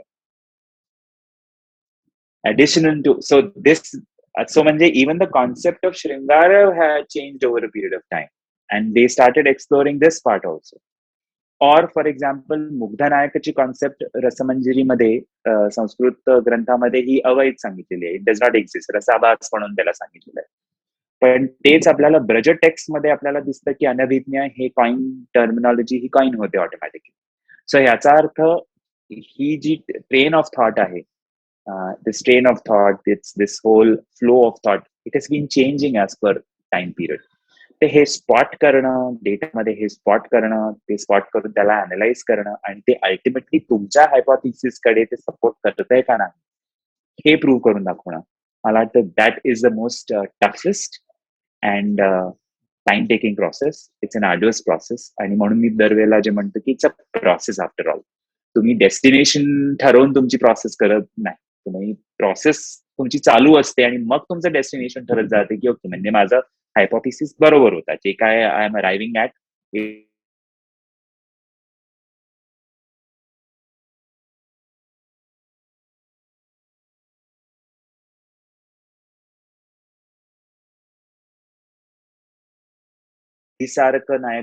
अभिसारिकेचा इक्वॅलंट हे मला वाटायचं होऊ शकत नाही. In the Indian male in the Indian society, in the context of male going outside to meet her lover is nothing revolutionary. त्याच्यात काही फार ग्रेट नाहीये. बट द फॅक्ट दॅट नाट्यशास्त्रमध्ये इन द चॅप्टर ऑफ आहार्य so much has been written on decoration of the body for males itself is a proof म्हणजे decoration for males is equally important. So हे काही माझे notions पण मला सतत correct करायला लागायचे की okay I am thinking from today's male's perspective but maybe that is not correct. I have to also think from the other perspective. So you have to be very flexible in adjusting your perspectives and opinions. And that is why you have to be flexible, basically mentally flexible की तुमच्या preconceived notions ला तेव्हा तरी घात होणार आहे आणि you will have to change your conclusion as per data and then you'll have to ultimately word it well. कारण की तो thesis हा वाचला जाणार आहे. तो thesis मध्ये जरी त्याच्यात practical component असेल तरी ultimately how you articulate and how you are able to convince of how you are arrived at that hypothesis. Wonderful. There are so many aspects. I mean, it's just not hard work and just not reading and writing. इतके त्याचे छोटे छोटे कंगोरे आहेत की it's a wonderful journey and we've all gone through it and we have enjoyed it. And this journey of delving deep into the subject must have thrown surprises, must have, there may be so many twists and turns along the journey, some hilarious incidents. We would love to hear a few of them. Madhuri ji, काही सांगू शकाल का आपण आपले अनुभव ह्या प्रवासातले? खूपच आहेत. म्हणजे खरं म्हणजे तर जसं परिमल म्हणाला तेव्हा आमच्या वेळेला 2007 मध्ये जेव्हा सुरू केलं तेव्हा काहीच तशी व्यवस्था नव्हती की कथक नृत्यातून PhD, मग त्याला गाईड नव्हता तेव्हा. मग तेव्हा मला आळेकर सरांनी खूप मदत केली. ते प्रोव्हिजनल गाईड झाले आणि मग माझं रेकॉग्निशन मिळवून घेतलं, म्हणजे रजिस्ट्रेशन करून घेतलं, मग गाईड मिळाले. त्या दरम्यान म्हणजे अक्षरशः टेबल टेनिसचा चेंडू सारखं आपण इकडच्या टेबलावरनं तिकडच्या टेबलावर जाणं आणि हे सतत चालू असतं. त्यामुळे पण मला असं वाटतं की त्याच्यातून आपलीच मनाची तयारी होत असते आणि आपल्याला हे करायचंच आहे कुठेतरी, काही झालं तरी. ही एक निष्ठा त्या विषयाबद्दल किंवा त्या गोष्टीबद्दल आपल्या मनात खूप तयार होते. त्यामुळे अनेकदा जसं म्हणजे मगाशी मी जसं म्हटलं की रेखा साने इनामदार म्हणाल्या मला की त्या नेहमी अशा गमतीशीर उदाहरणं मला कायम द्यायच्या की प्रेमात पडलेल्या नवऱ्यासारखं तो विषय असतो आणि एका म्हणजे माणूस पाहिजे तर लग्न पण 2दा करेल पण PhD एकदाच करेल बरं का, लक्षात ठेव वगैरे, असं खूप खूप गमतीशीर त्यांनी त्या वेळेला मला स्फुरण देऊन की हे तुझं चाललंय ते योग्य ट्रॅकवर आहे आणि हे असंच घडतं. हा पण विषय तरी नशिबाने मला असं वाटतं की माझा विषय असा होता की प्रॅक्टिकल ओरिएंटेड होता. त्यामुळे दरवेळेला मी गोपीजींच्या विषयी जे लोकांशी किंवा गुरुजनांशी बोलत होते ते स्वतः करून लगेच पडताळून बघत होते किंवा त्यांची चलचित्र फीत बघून त्याच्याबद्दलचे माझे काही आत्ताचे आडाखे असतील ते बांधत होते.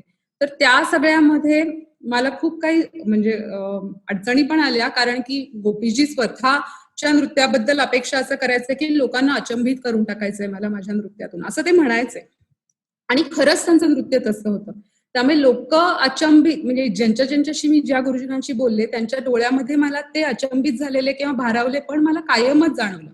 पण तिथे माझी अडचण सुरू व्हायची, कारण मला लिहिताना भारावले पण ठेवण्यात पॉइंट नव्हता ना. त्यामुळे मला ते परत शब्दात बांधून आणि ते का चांगलं वाटलं हे सैद्धांतिक दृष्ट्या स्पष्ट करणं दरवेळेला गरजेचं होतं. त्यामुळे त्याचा उलट्या साईडचा म्हणजे अंतरंग तपासून बघणं हे खूपच क्लिष्टकारक असतं.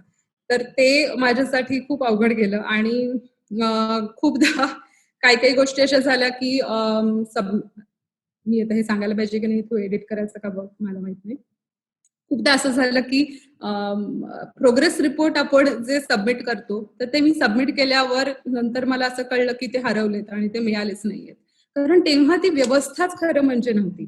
सो माझ्याकडे नशिबाने त्याचा सगळ्याचा बॅकअप होता कुठेतरी आणि ते सगळं म्हणून परत मला ते सबमिट करता आले. पण प्रत्येक वेळेला मला त्यामुळे असं धडा मिळाला की जे जे आपण सबमिट करतोय त्या सगळ्याची एक एक कॉपी माझ्याकडे 100% असणं गरजेचं आहे. आणि परत एवढं सगळं करून उलट पुलट काहीतरी झालंय की इकडचा प्रोग्रेस रिपोर्ट आहे इकडचा नाहीये आणि हे ते त्यामुळे परत मी जेव्हा माझी फायनल वायवा झाली तेव्हा सगळे प्रोग्रेस रिपोर्ट परत एकदा तिथे दिले. तर अशा पद्धतीने गमती जमती आणि टोलवा टोलवी करत करत करत आपण ही जर्नी पुढपर्यंत नेतो. पण अर्थातच याच्यामध्ये व्यक्तिमत्व विकास आपण जे म्हणतो ना सहनशक्ती माणसाची वाढते मुळामध्ये आणि एक व्यापक दृष्टी नक्कीच माझ्यामध्ये निर्माण झाली असं मला वाटतं की नृत्याकडेच बघण्याची एक फक्त ठोकताळे माझं कथक नृत्य याच्यामध्ये हे हे हे असंच असलं पाहिजे याच्यापेक्षा सुद्धा हे खूप मोठं आहे आणि ते काय काय असू शकतं याच्याकडे बघण्याची एक व्यापक दृष्टी मला वाटतं या सगळ्यातनं निर्माण झाली असं मला वाटतं.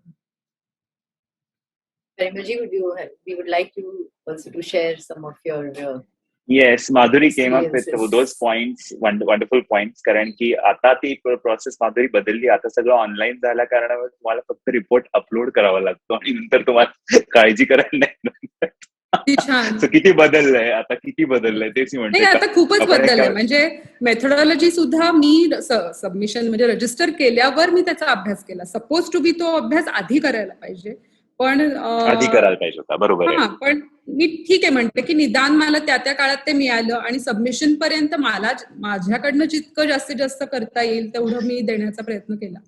पण ह्या गोष्टी आधी व्हायला पाहिजे होत्या. पण ठीक आहे आता म्हणजे आता कळलं एवढं म्हणून. येस, या पॉइंटला म्हणजे मी काही इंटरेस्टिंग इन्सिडेंट सांगेनच, पण या पॉइंटला मला खूपच महत्वपूर्ण नमूद करावं असं वाटतं की गव्हर्नमेंट ऑफ इंडियानी www.swayam.government.in नावाची एक वेबसाईट काढलेली आहे आणि त्या वेबसाईटवर असे छोटे छोटे कोर्सेस तुम्हाला ऑनलाईन करता येतात जे तुमच्या क्रेडिट्स मध्ये धरले जातात for all the masters students and otherwise also.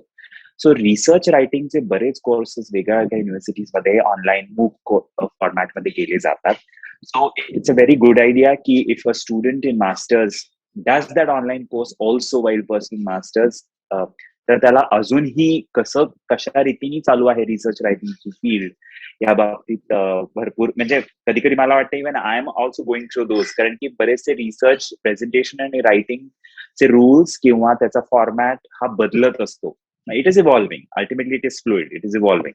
तर ते पण to stay abreast is very important. So it is a free service, by the way. Nobody has to pay anything except if you want to give an examination, then you have to pay something for the certificate, but otherwise the whole courses and these courses satat announce hot astat, so students can also avail that facility. Coming back to your question, Alkatai, मला जो अत्यंत त्रास झाला होता, मोठा त्रास झाला होता, तो म्हणजे माझ्या थिसिस मध्ये संस्कृत टर्मिनॉलॉजीज होते आणि संस्कृत टर्मिनॉलॉजीज असल्या कारणामुळे, रिजनल टर्मिनॉलॉजीज असल्या कारणामुळे, वर्सेस असल्या कारणामुळे त्याला जेव्हा इंग्रजीत लिहायचं असतं तेव्हा डायक्रिटिकल मार्क्स द्यायला लागायचे. आणि त्या 6 वर्षाच्या काळात विंडोजचे 3 व्हर्जन्स बदलले आणि ते 3 व्हर्जन्स बदलत असताना प्रत्येक वेळेला मला कन्व्हर्जन करता येत नसायचं. त्याचे बॉक्सेस मध्ये कन्वर्ट व्हायचे स्क्वेअर्स मध्ये, पण मला परत ते वर्सेस टाईप करायला लागायचे. असा मी प्रकार 3 वेळेला केलेला आहे माझ्या पीएचडीच्या प्रोसेसमध्ये. शेवटी मला असं वाटायला लागलं की ऍज अ बॅकअप प्लॅन मला टायपिस्ट म्हणून जरी कुठे जॉब मिळाला तर मला नक्की त्याच्यात पैसे कमवता येतील. अशा प्रोसेस मधून गेलेलो आहे की म्हणून परिमल म्हणजे पूर्वीच्या काळी कसं एक चूक झाली तर पहिल्यापासून सगळं लिहायला लागायचं, तसं तू खरं टायपिंग मध्ये पण करून घेतलेलं आहेस. खरंच पेशन्सची अगदी पराकाष्ठा टेस्ट होती. ऍब्सोल्युटली. माझं नेटवर्क जरा मध्ये मध्ये गणतंय. एनिवेज, सो तो मला वाटतं ते सर्वात मोठं चॅलेंजिंग होतं. मला बेसिकली स्टडीजचं चॅलेंज नव्हता, मला टेक्नॉलॉजीचीच भीती होती की आता मी काहीतरी लिहिलं आणि परत 2 वर्षानंतर काही वेगळं व्हर्जन अपडेट झालं तर या डायक्रिटिकल मार्क्सचं काय होणार. So by the end of the time मी असं तयारी ठेवली होती की माझा पब्लिश होईपर्यंत जरी जरा चेंज झालं आणि मला काही करायला लागलं तर I will have to put those diacritical marks with pen in all my 5 copies. ह्याची मी तयारी ठेवली होती मानसिक की असंही होण्याची शक्यता आहे. सो आता ऑफकोर्स बऱ्यापैकी ती सिस्टम बदलली आहे आणि मॅथमध्ये अजून ती सुलभ झालेली आहे. पण तरीही ज्या लोकांना डायक्रिटिकल मार्क्सचा युसेज करायचा आहे त्यांनी प्लीज काळजी घ्या की तुम्ही कुठल्या व्हर्जन मध्ये लिहिताय, ते व्हर्जनचे कन्व्हर्टेबल आहे का. आता ऑनलाईन तुम्हाला ते कन्व्हर्ट सुद्धा करता येत आहे. So that is also facility which is there. मला नाही आठवत 5 वर्ष आधी ते फॅसिलिटी होती कन्व्हर्जनची, मला तरी ऍक्सेसिबल नव्हती. पण तो सर्वात मोठा म्हणजे मला त्या प्रोसेस आयुष्यात परत कधी जायचं जेव्हा थिसिस परत डायक्रिटिकल मार्क्स साठी तुम्ही परत लिहून काढताय with verses and everything. So that would be my entertaining part of it. आणि ऑफकोर्स जे व्हिडिओज जेव्हा तुम्ही जमा करत असता तेव्हा व्हिडिओचं एडिटिंग, त्याचं फॉर्मॅटिंग, मग ते या फॉर्मॅटमध्ये अटॅच केलं तर बरोबर आहे का, फॉर्मॅट ऍप्लिकेबल असतो, सगळ्यांना कुठला फॉर्मॅट हा प्ले करता येईल. अबाउट परिमल तू अडकला. Hello, am I clear, am I audible? हा, आता ऐकू येतंय? येतंय. Am I audible? Yes. Am I audible? Right. So मला वाटतं डायक्रिटिकल मार्क्स बाबतीत काळजी घेणं फार गरजेचं आहे for if you are related to that. So which also means की तुम्ही टेक्नॉलॉजीशी खूप कॉन्व्हर्जंट असायला पाहिजे. आता हे म्हणून चालणार नाही की मी लिखाण करूनच करीन. आता you have to directly type it. You must know technology. You have to be technology savvy. तुम्हाला त्याच्याशिवाय पर्याय नाही. So be very sure that you are up for that. कारण की काही लोकांना असं वाटतं नाही मला हे करायचं नाही. You have to get into that. Ultimately, you will be carrying your laptops in places of field work and you will be immediately gathering that data. त्या अनुषंगाने you have to be very, very technology to be aware. Great. It's wonderful listening to your experiences, and I think we can go on and on. But at this point, I would like to ask both of you, ki this deep study, this research which you underwent, and मग तुम्ही प्रबंध लिहिला, you wrote your thesis out. I'm sure it changes us as a person, this entire journey, research journey, and it also changes our perspective and our method of teaching or choreography or performing. So how do you think it has affected you? Madhuri ji, could you share your thoughts? नक्कीच अलकाताई, खूपच बदल होतो. कारण एक व्यक्तिमत्व विकास पूर्ण आपण जे म्हणतो ना, तो याच्यामध्ये नक्कीच होतो. कारण खूप अनुभव आपल्या गाठीशी आपण घेऊन असतो. अगदी छोट्या छोट्या गोष्टी आहेत की म्हणजे आपण या संशोधनाबद्दल बोलतोच आहे, तर त्या विद्यार्थ्याचेही काही नियम, म्हणजे त्याच्यासाठी काही अटी आहेत किंवा त्यांनी कसं वागावं किंवा कसं करायला पाहिजे. तर तुम्ही जर गाईडकडे जात असाल तर तुमचा गाईड जरी तुमचा गुरु असला तरी सुद्धा त्यांची वेळ घेऊन तिथे जाणं, जाताना तुम्ही ठरवलेल्या गोष्टी तिथे बोलणं, सो त्या सगळ्याची एक लिस्ट बनवणं किंवा ज्या गुरुजनांना भेटायला जाणार आहे त्यांची आधी अपॉइंटमेंट घेणं, ते कुठे राहतात त्या ठिकाणी तुम्हाला पोहोचता येणं, हे त्याच्यासाठी म्हणजे पुण्यात असो, आउट ऑफ पुणे असो किंवा अजूनही कुठे असतो, तुम्हाला तिथे जाऊन येणारा अनुभव. म्हणजे मी पुण्यात राहणारी आहे तर मला मुंबईत जाऊन लोकलचा प्रवास करावा लागला याच्यासाठी. सो लोकलचा प्रवास करण्यातून सुद्धा अनेक गोष्टी शिकायला मिळाल्या मला तेव्हा. किंवा माझा पीएचडीचा निबंध म्हणजे संशोधनाचा प्रबंध लिहून झाल्यावर सुद्धा प्रूफ रिडिंगसाठी मी मिस्टर पाठक म्हणून त्यांच्याकडे तो दिला होता आणि ते इतके कमालीचे गुरु होते असं मी म्हणेन त्या बाबतीतले. कारण की मी त्यांच्याकडे जायचं तेव्हा त्यांचं वय 78 वगैरे होतं आणि ते डायलिसिसवर होते प्लस, आणि 4थ्या मजल्यावर राहायचे. आणि ते मला म्हणायचे की दर मंगळवारी तू येत जा. मी मंगळवारी खाली उतरत नाही, मी फक्त सोमवार, बुधवार, शुक्रवार मला डायलिसिसवर जायला लागतं आणि 4 मजले उतरवत नाहीत ग, तर तुला चालेल ना मंगळवारी. तर मला इतकं भरून यायचं आणि त्यांनी इतक्या छोट्या छोट्या चुका काढल्या. म्हणजे छोट्या छोट्या गोष्टी आपल्याला माहितीही नसतात. तर जसं परिमल म्हणाला की मी स्वतःच माझा टाईप केला होता, पण एका पॉइंट नंतर आपणच टाईप केलेल्या गोष्टी परत परत बघून असं झाल्यावर असं वाटलं होतं की कोणाकडे तरी त्रयस्थ माणसाने आणि त्यातल्या तज्ञ माणसाने ते तपासावं. तर त्यांच्याकडे मी जाऊन बघायचे तर कधीही हा माणूस दुःखी नाही, कधीही क्लेश चेहऱ्यावर नाही, कायम हसरा. आणि मला इतकं कमाल वाटायचं. त्यांच्या मिसेस पण होत्या, त्यांना कमी ऐकू यायचं, तर ते दोघं मिळून इतका सुंदर मला सांभाळून घ्यायचे. तर अशा छोट्या छोट्या गोष्टी पण असतात ग, की आपल्याला खूप त्यांच्याकडनं शिकायला मिळतं. प्लस या छोट्या गोष्टी आहेतच आणि प्लस अनेक मोठ्या मोठ्या गुरुजनांना भेटायला मिळालं. त्यांचे नृत्याबद्दलचे विचार, आपण असं तर नाही होत की फक्त माझ्या विषयाबद्दल बोललं, त्याच्याबरोबर येणाऱ्या सगळ्या गोष्टी बोलल्या जातात. त्यामुळे आपल्याच नृत्याकडे अच्छा यांच्यामध्ये असं पण केलं जातं. सो आपण जे असं म्हणतो ते फक्त तसंच करायचं नसतं. तर आपोआप तिथे व्यापक दृष्टी आपल्याच नृत्याकडे बघण्याची एक निर्माण होते किंवा सादरीकरणामधल्या छोट्या छोट्या गोष्टी आहेत. तर मला वाटतं एक व्यक्ती म्हणून नक्कीच तुमच्यामध्ये खूप प्रगती होते आणि परत तुमच्या विचारांना जसं मी सुरुवातीला म्हणाले की शिस्त लागते. कुठलाही एक गोष्ट आली तर ती एक प्रकल्प म्हणून आपण इव्हेंट म्हणून घेतो आणि मग ती सुरुवातीपासून शेवटपर्यंत कशी न्यायची हे एक आपोआप मनाची सवय लागते की आता हे आलंय तर काय पद्धतीने स्टेप बाय स्टेप आपल्याला पुढे जायला पाहिजे म्हणजे आपल्याला या तारखेपर्यंत हे पूर्ण करता येईल. तर मला वाटतं की या सगळ्याच दृष्टीने आपल्याला त्याचा फायदा होतो. Remanji, you had taken your thesis as the topic was Nayaka. How has it helped you later to perform? It has enriched your performances, it has enriched your teaching. Are you teaching more? Are more male students attracted to you because you are specializing in this topic of Nayaka in Bharatanatyam? How has your experience been? Yes, so I think the first thing which happened is because I was gathering so many compositions and creating, it has enriched my repertoire in a very big way. And interestingly, it has not just enriched my repertoire of Naik, it has also enriched my Naika repertoire. Because now, while going through the classifications, I also had to go through the Naika classification. So I also stumbled upon so much literature about Naika that now I have a lot of choices. मला वाटतं that is what is the biggest advantage of research. तुमच्यासमोर खूप चॉईसेसचा असा भांडार समोर येतो की तुम्हाला you can sit back and decide की okay now what do I want to perform. हे मला का परफॉर्म करायचंय, हे मला का नाही परफॉर्म करायचंय. आणि माधुरी जे म्हणाली अत्यंत महत्वपूर्ण मुद्दा वाटतो म्हणजे चिकित्सक वृत्ती.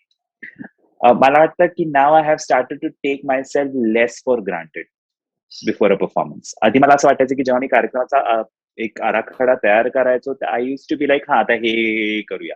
आता मी खूप फूंक के जसे बोलते ना छाछ पिना तसं झालं की ओके आता मला कार्यक्रम खरंच मांडायचा ना, मला खरंच ही रचना करायची आहे का, मला खरंच ही रचना ह्याच्यानंतर करायची आहे का, मी जे काही सांगायचा प्रयत्न करतोय is that really making sense का मी काहीतरी थोडं कॅज्युअली घेतोय ह्याला. तर आय थिंक सिरियसनेस ही खूप वाढलेली आहे. प्रत्येक गोष्टीला आपण खूप सिरियसली बघायला लागतोय, कॅज्युअली बघत नाही आहोत आणि प्रत्येक गोष्टीचा काहीतरी इम्पॅक्ट पडतो ह्याचाही आम्हाला अनुभव यायला लागलाय की नाही आपण जेव्हा हे बोलतो तेव्हा त्याचा खरंच इम्पॅक्ट पडत असतो, असं नसतं, असं होत नाही. आणि शैक्षणिक स्तरावर तर नक्कीच, कारण की मला वाटतं पीएचडी सुरू जेव्हा झाली होती तो काळ पीएचडी संपल्यानंतरचा काळ हा खूप बदललाय. कारण की जेव्हा सुरू झाली तेव्हाच रियालिटी शोज, टीव्ही शोज आले नव्हते. कोरिओग्राफी आणि हे जे काय शब्द आता जनमानसात खूप कॅज्युअली आणि इझिली वापरले जातात. मला आठवत नाही 2012-13 किंवा 8-9 साली असं सराईतपणे लोक कोरिओग्राफी हा शब्द वापरायचे, कोरिओग्राफर हा शब्द वापरायचे. तर मला असं वाटतं की तो एक स्थान पण बदलला आणि म्हणून आपल्याला मेल डान्सर्स ची संख्या पण खूप जास्त वाढलेली दिसते.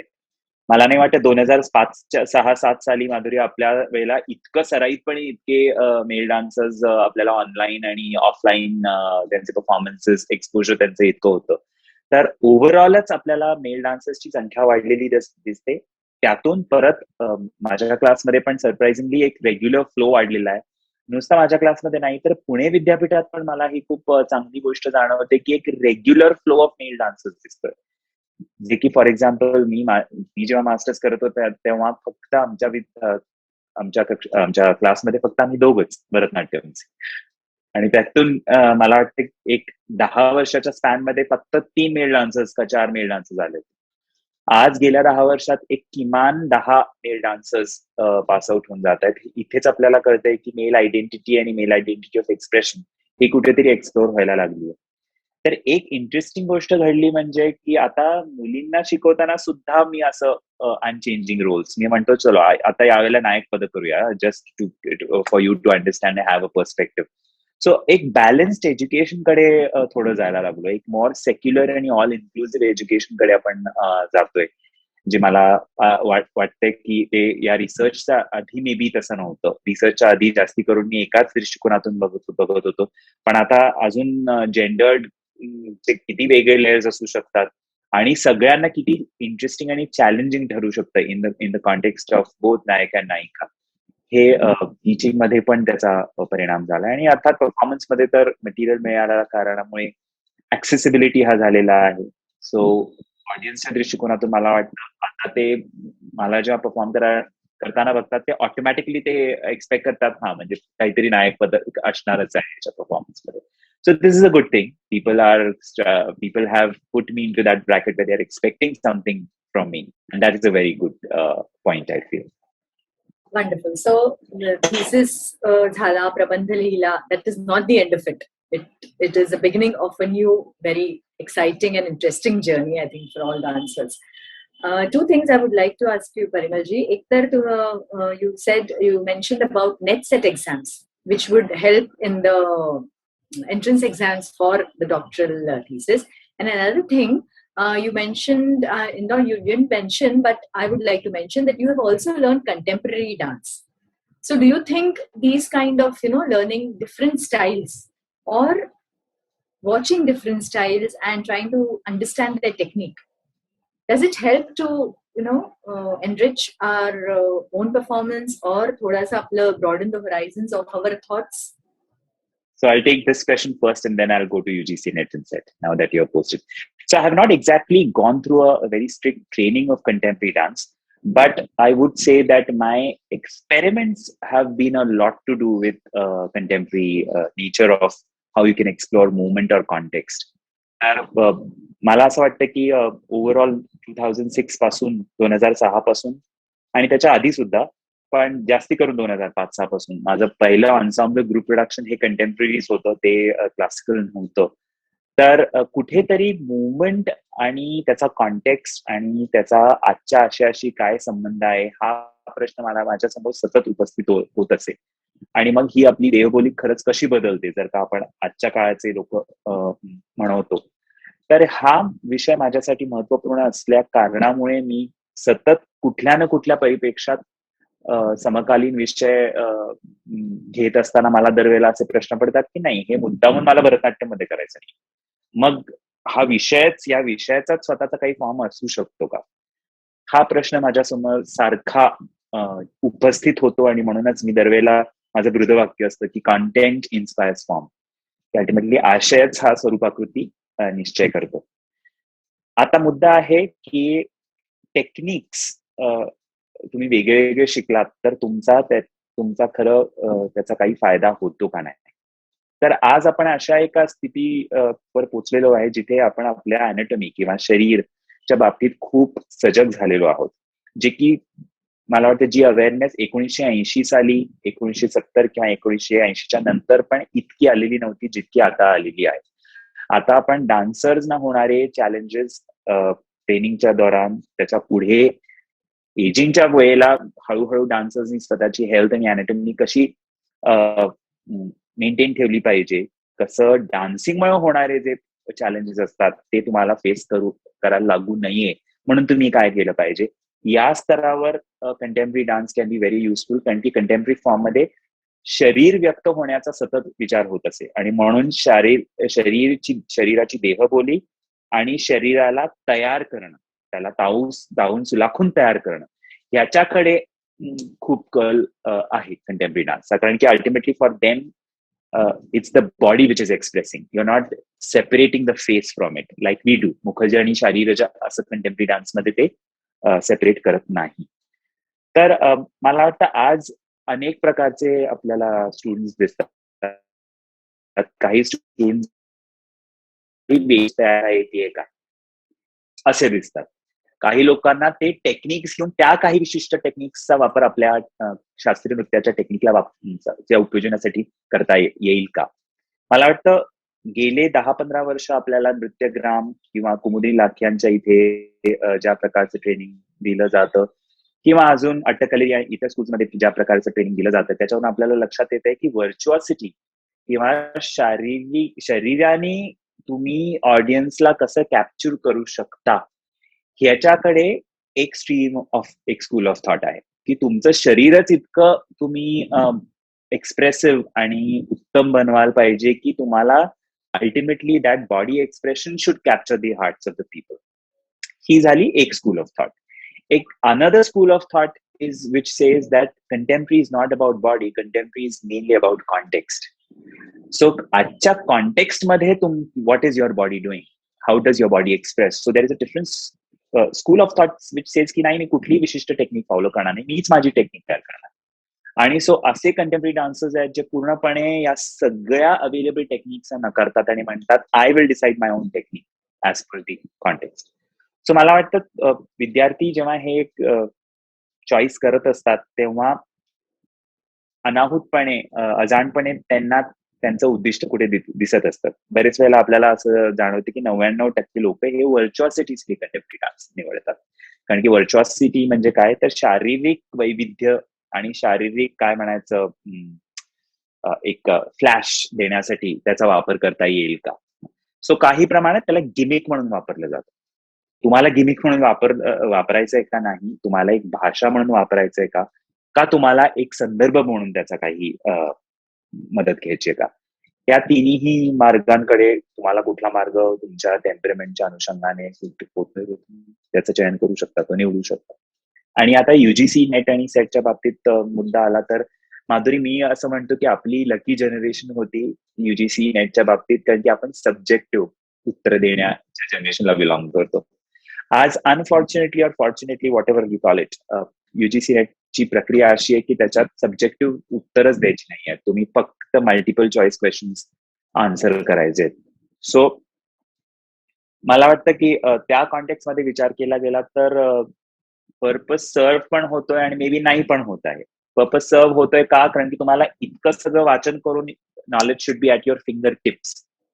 पण अनफॉर्च्युनेटली रिसर्च साठी जे अनालिसिस आणि जे मत व्यक्त करण्याची प्रक्रिया आहे ते अनफॉर्च्युनेटली या टेस्ट मधून व्यक्त होत नाही. I am not aware of UGC सेटचा फॉर्मॅट आता मला लक्षात नाहीये, पण नेटच्या फॉर्मॅटमध्ये तरी ते होत नाहीये. सो म्हणजे ह्याचा अर्थ UGC NET will just test your data, it will not test your thinking और analytical skills according to me. So तेही जरी असेल तरी I think it's very important, कारण की अनेक स्तरावर तुम्हाला त्याच्यात टेस्ट केलं जातं in terms of world dance, in terms of regional varieties, deshi, margi, in terms of music, in terms of theater traditions, आणि ऑफकोर्स ऍप्टिट्यूड. तर हे करत असताना तुम्ही जे वाचन कराल त्याचा तुम्हाला रिसर्च मध्ये अल्टिमेटली. म्हणून मी म्हणतो की एमए करत असतानाच तुम्ही हे केलं तर जास्ती उपयोगीचं ठरेल, कारण की तुम्ही त्या प्रवाहात असाल, तुम्ही वाचन करत असाल आणि नुसतं एमए साठी नाही, मग तुम्ही युजीसीच्या नेटसाठी कराल तर you will even study more seriously. जे मी म्हणतो की seriousness is very much needed for such kind of preparation. Yes. Parimalji, I would like to ask, you are a recipient of junior fellowship, so was Madhuri ji, who had National Scholarship for Advanced Training. Do these help in the further research that a student would want to undertake this junior fellowship leading to senior fellowship? And what exactly are these fellowships awarded, and how does one acquire these? How does one go about acquiring these? Yes, so UGC Net is the right method of going about it. When you really acquire a certain very good percentage and you get access, you're basically chosen for the fellowship. It's a very small percentage which gets chosen, so it again depends upon your preparation. But what happens because of junior research fellowship is you get into the very serious mode of pursuing funded research, and that is a very good thing because you are basically for those 2 years of junior research fellowship, you are being very focused about that. You are not worrying about whether I have to bother about where the bread and butter is going to come for those 2 years, which is the major challenge for all the performing artists like Madhuri and me, that when we were doing research, we had no funding. We had to fund our research through our dance classes, right? It was only how that is how we progressed. But if you have a junior research fellowship, you can access it through your department. The department is supposed to give you a methodology of how you can do that, because it's all an internal machinery which is already set in all the departments on how to access that. And this access helps you to speeden up your research because you're not going to bother about your other questions of struggle. You're going to focus on your research. And eventually, if the report and your research is going very well, it will also graduate to a senior research fellowship too. And we are very fortunate to have music students avail that particular area, and they got their PhD study fully funded with junior research and senior research fellowship. So that is one very good alternative, that don't just look at research, also look at the fact that Government of India, Ministry of Education has facilitated a path where you can fund your research and not worry about where you're going to put the bread on the table. That's really a very encouraging aspect, because as you say, we performing artists find it very difficult to fund our own researches, and then there is a limitation to what we can do or what we are allowed to do. It was such a wonderful experience to speak to both of you and listen to your experiences and thoughts. Both of you young artists who have achieved so much success in your respective fields. आणि तुमचे अनुभव, तुमचं मार्गदर्शन निश्चितच विद्यार्थ्यांना उपयोगी ठरेल, या बाबतीत काही शंकाच नाहीये. So on behalf of Nrityayatri, I would like to thank Dr. Madhuri Apte, Dr. Parimal Phadke, for sparing your valuable time, graciously agreeing to come here and speak to us. Thank you so much. I'm sure all our viewers who are watching. Mala. Yes.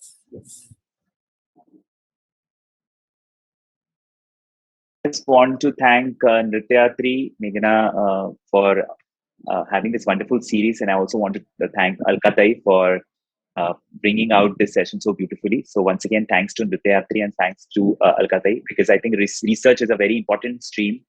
आणि आता जिथे UGC नी assistant प्रोफेसरच्या एम्प्लॉयमेंटसाठी सुद्धा doctorate compulsory केलेला आहे, याचाच अर्थ that means that they are looking at teachers as not only people to teach, but teachers who are thinking teachers and who will research and upgrade their teaching skills constantly.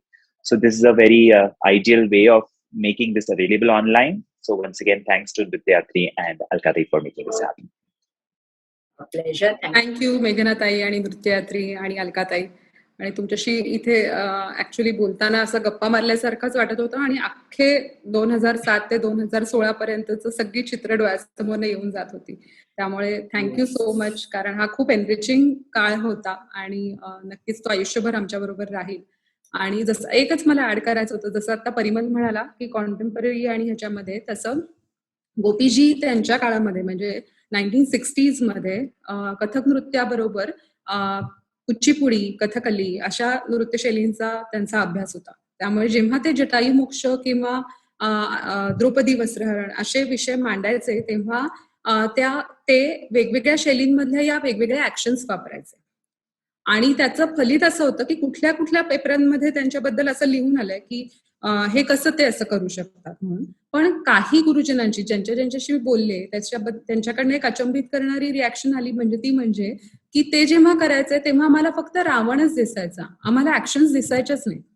So मला वाटतं की हे त्याचं यश आहे की कुठलंही सादरीकरण करताना ही ऍक्शन याची आहे किंवा ही ऍक्शन त्याची आहे असं म्हणण्यापेक्षा तो विषय कुठेही न खटकवता, म्हणजे प्रेक्षकाच्या मनाला न खटकवता त्यांच्या मनापर्यंत पोहोचणं हे खूप गरजेचं आहे. आणि हेच मी मनीषाताईंच्या ह्याच्यात सुद्धा बघते की तीच ऊर्जा, किंवा रावण दिसला तर डोळ्यांमध्ये तो दिसणारा रावण लगेच तिथल्या तिथे दिसून येतो.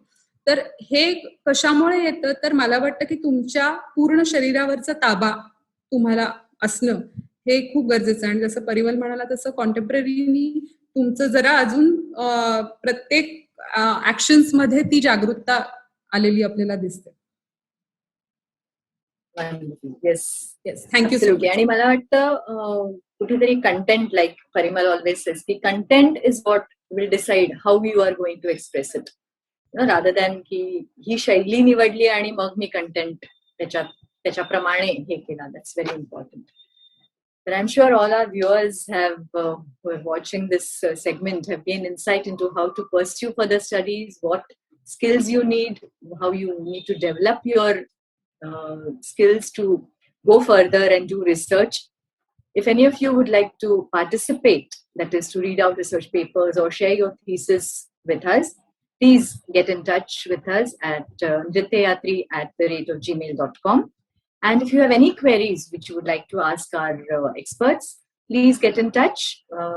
Share with us your queries on the email ID which we are sharing on the screen, and address it to our experts, and they will answer your queries and we will get back to you.